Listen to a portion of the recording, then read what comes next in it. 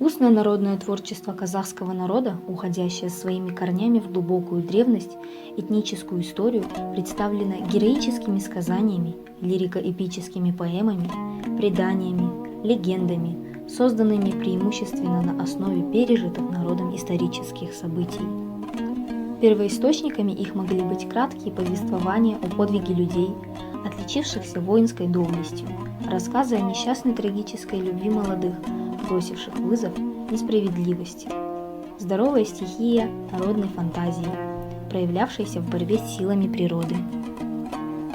Они глубоко патриотичны в своем содержании, поэтичны в изложении, пронизаны призывом к единству, стойкости духа, настойчивости, упорству во имя достижения поставленной цели. Как в капле воды отражены в них судьбы народа, его мудрость, отношение к окружающему миру. Казахский фольклор уникален, он включает в себя свыше 40 жанровых разновидностей, значительная часть которых характерна только для казахского устного народного творчества.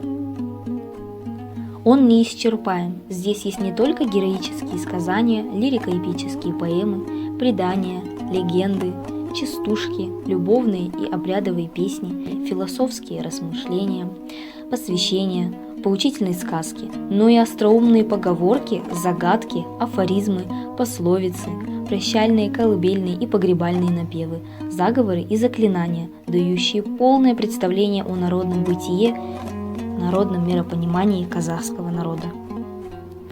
Разнообразны формы народного стихосочинительства. Это связано с тем, что ни одно событие, ни один праздник в казахской семье не обходился без песни. Единение народа – главная цель всех героических сказаний, главными персонажами которых выступают батыры.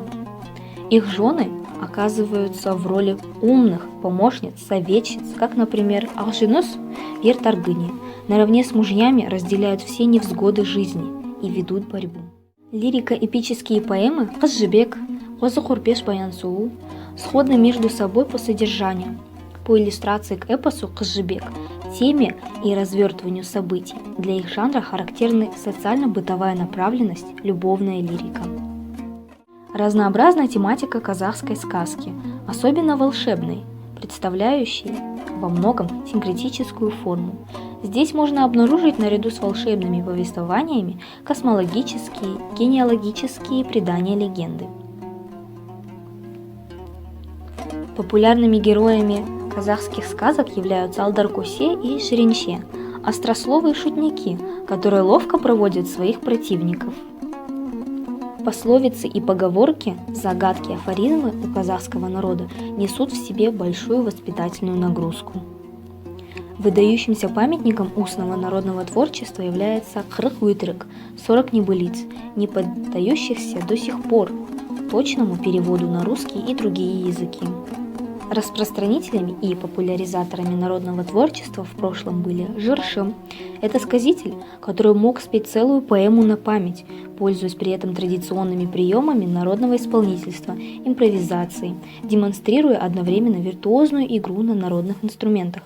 Таким был Мурын Жырау, владевший феноменальной памятью, талантом актером театра одного исполнителя.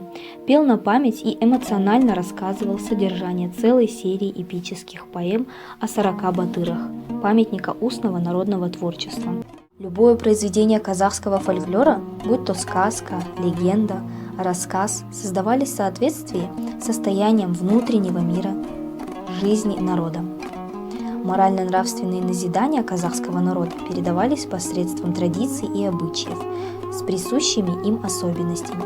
Казахский фольклор является ценным материалом для изучения мировоззрения казахского народа, который в свою очередь находится в тесной взаимосвязи с историей народа. В процессе познания этой ценной информации познается и мудрость народа.